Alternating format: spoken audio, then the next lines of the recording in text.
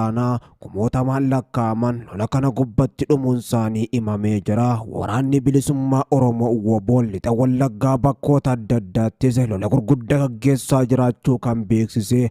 WBOn yeroo kanatti tarkaanfii ilaalessaa waraana mootummaa Abiyyi irratti fudhachuu jabeessee itti fufuudhaan guyyaa har'aan tanaa lola gaggeesseenis waraana hedduu Oromiyaa iddoo awwaalcha godheefii jira. Waraanni bilisummaa Oromoo WBOn godina lixa Wallaggaa aanaa mana Sibuu magaalaa Harawwee fi akkasuma Waamaatoo Barraatti ammoo lola guddaa gaggeesseen tarkaanfii ilaalessaa waraana mootummaa irratti fudhateen waraana kumaan barbadeessuudhaan loltoota hedduus booji'ee jira. Lola kanaanis konkolaataa hedduu, hidhannoo gurguddoo, rasaasaa fi akkasumas galaa waraanarraa hiikuudhaan dantaa qabsoo bilisummaa Oromoof olchee jiraachuu WBOn lixa biiftuudhaa hime. Akkasumas lolli hamaan ittuma fufuudhaan aanaa Baabboo Gaambil dabalatee magaalota hedduutti WBOn tarkaanfii ilaalessaa fudhachuudhaan waraana hedduu biyyoo Oromiyaatti dabaluun awwaalcha isaanii yoo gaffageessu magaalonni gara lixaatii fi baadiyyoonni hedduun to'annoo waraana bilisummaa Oromoo WBO jala galaa jiraachuun kan himame.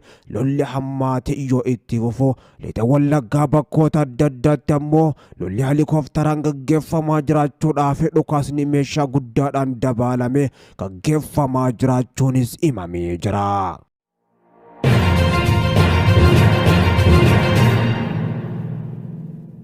Waraanni bilisummaa Oromoo WBOn godina Arsii Bahaa aanaa Zuwaay Dugdaa fi Heexosaa keessatti loltoota mootummaa lola jabaa guyyaa lamaa booda 400 ol barbadeessuu hime.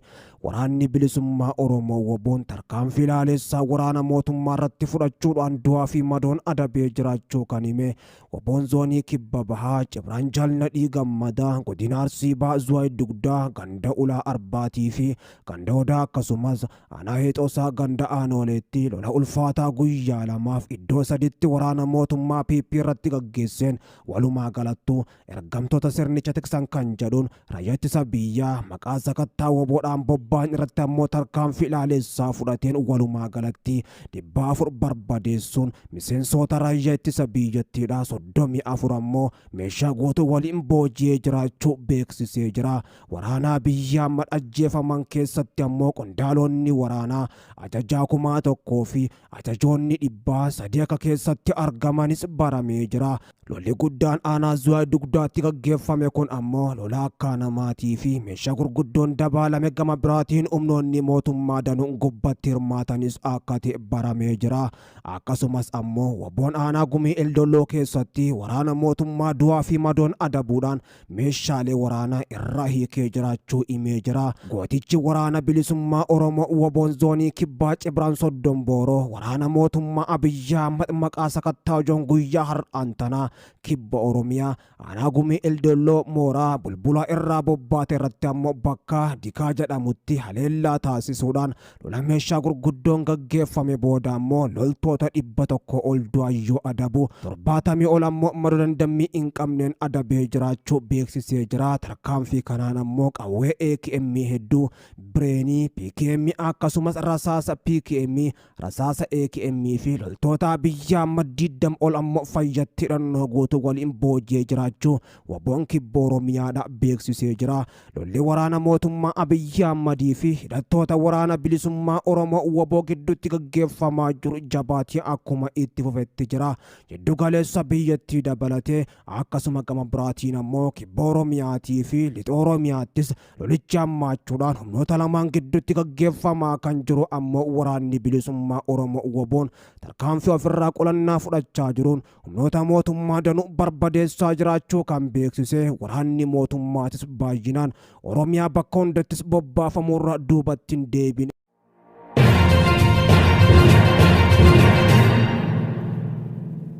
Itti aanaan ajajaa olaanaa Aboo Jaalmarroo Dirribaa Jaalgammachuu Abboyyee Darreen Kibbaa mirga hiree murteeffannaa uummata Oromoo dhugoomsuudhaaf kutattee jirti jedhan waraana haaraa kumootaan lakkaa'amu eebbisuudhaan yeroo bobbaasanitti kana kan jedhan Aboo WBOn dirree lixaa jiddu galeessaa fi kibbatti akkasumas bahaa fi kaabatti yeroo garagaraatti humna haaraa leenjisaa ture eebbisuu ittuma fufee jira.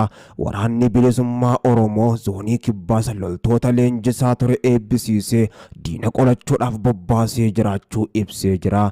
Aaboo WBOn kan mootummaa Itoophiyaa wajjin qabsoo hidhannoo taasisaa jiru dargaggoota qabsoo karaa nagaarraa abdii kutatanii qabsoo hidhannootti dabalamaa jiran leenjii waraanaa fi siyaasaa kennaa fi dirqama qabsoo itti aanuuf bobbaasaa jiraachuu ibsaa kan ture. Waraanni bilisummaa Oromoo WBOn dirree kibbaa jiru loltoota haarawaa tooftaa waraanaa fi siyaasaatti leenjisaa ture eebbisiisuudhaan bobbaasuu himee jira. Kaayyoon qabsoo waraanichaa mirga hiree murteeffannaa uummata Oromoo argamsiisuu fi mirga abbaa biyyummaa uummata Oromoo kabachiisuu akka ta'e qondaalonni waraanichaatis ibsanii jiru. Tooftaalee adda addaa kanaan dura aaboon fayyadamee hin beeknee fi mootummaan Itoophiyaatis harka hin beeknetti fayyadamaa jirra kan jedhan.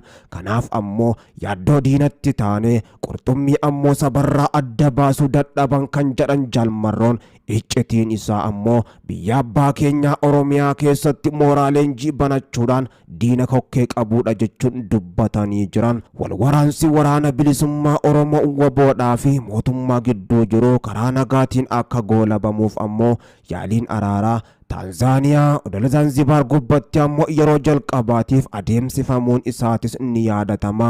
Haa ta'u malee osoo hin milkaa'in walhubannaan gaariin jiraachuu himuu malee WBO fi mootummaan erga biyyatti deebi'anii ammoo kan durii caalaas walwaraansa hammeessanii meeshaalee gurguddoodhaan lolli guutuu Oromiyaa keessatti haleellaa qilleensarraa dabalate gaggeeffamaatuma jira. Waraanni bilisummaa Oromoo WBOn ammoo haleellaa meeshaalee gurguddoo fi qilleensarraa duubatti hin deebi'u haga hiree murteeffannaa uummata Oromoo argamsiisutti kan jedhe qeerroo kaleessaa WBO har'aan tanaa komoota leenjisuudhaan itti bobbaasaa jiraachuu aaboo WBOn himee jira.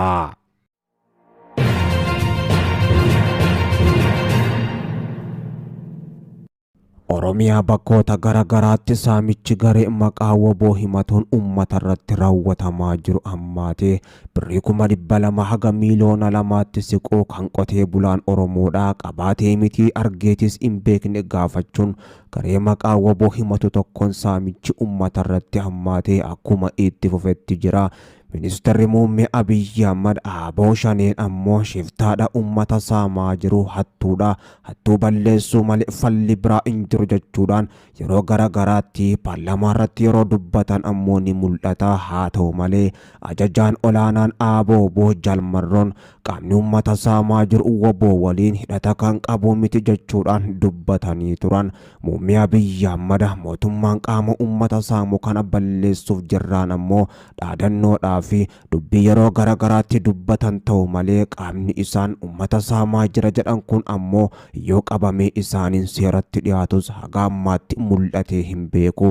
Gareen kun ammoo irra caalaa namoota yeroo ukkaamsu magaalaa keessa kaa'uudhaan baankii ni fayyadamu. Uummanni gareen kun humnoota mootummaa waliin ammoo sodaa akka waliif hin qabnes ni himu. Qaamni mootummaadhaa humni nageenya mootummaa qaama nama qabee birrii 200,000 haga miiliyoona 2 olii nama gaafatu kana kan baankii mootummaadhaan bulu fayyadamu akkamiin ammoo to'achuu dadhabin gaafii namoota danuuti.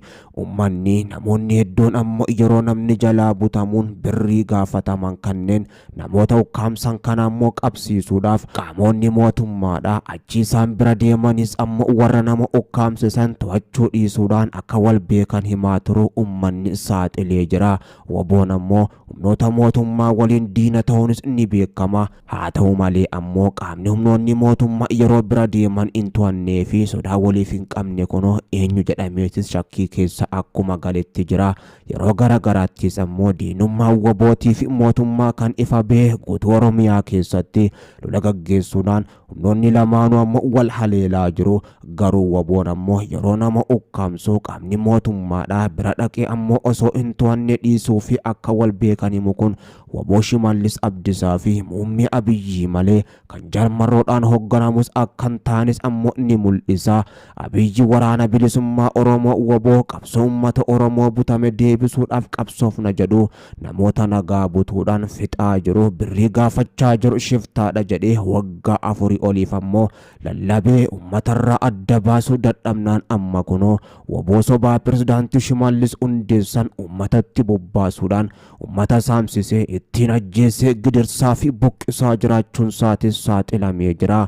Maatiin namoonni isaanii jalaa butaman yeroo birrii gaafataman saamtota kanneen ammoo nama ukkaamsaniif kaffalan karaa baankiitiin akka ta'e himuudhaan qaamni nageenyaa osoo isaan waliin jiru birrii saamtotaaf kennaa akka turan kan himan ammoo warri birrii ammoo nu kafalchiisaa jiru qaama mootummaatii waliin jiraachuu isaatis shakkiin itti uumee jira jechuudhaan himan. Keessa beektoonni ammoo waboo fi uummata addaan baasuudhaaf shira waggaa 4 dura jalqabameetu amma hojjetamaa jira. Garuu tooftaan siyaasaa kun kan yeroon isaa irra darbee jirudha. Osuma qaamni nama saamu kun magaalaa keessaa ammoo teessuma qabaachuun isaa beekamuu fi baankii mootummaadhaan hoogganamu fayyadamuun isaa beekamu. Osuma bosonayyuu ammoo kan jiraatu taate mootummaan barbaade seeratti dhiyeessuu yookaan balleessuu qaba jechuudhaan gochi raawwatamaa jiru kun ammoo dhaabbachuu dhabuu isaatiif gochicha mootummaan duuba jiraachuu isaatiif ammoo kuni akeektuu tokkicha jechuudhaan keessa beektoonni kun ammoo waan mootummaan Abiyyi Ahmad harka keessaa qabu jechuudhaanis qeeqaa jiru. Odeeffannoo uummatarraa arganneen gareen kun mootummaa waliin hariiroo kan qabuu fi waliin kan hojjetu akka ta'e maddeen garaagaraatis ni himan. Bakkoota garaagaraatti namoota ukkaamsuudhaan maallaqa gaafachuun maallaqa erga irraa fudhatanii ajjeesuu konkolaataa uummata dhaabsisuudhaan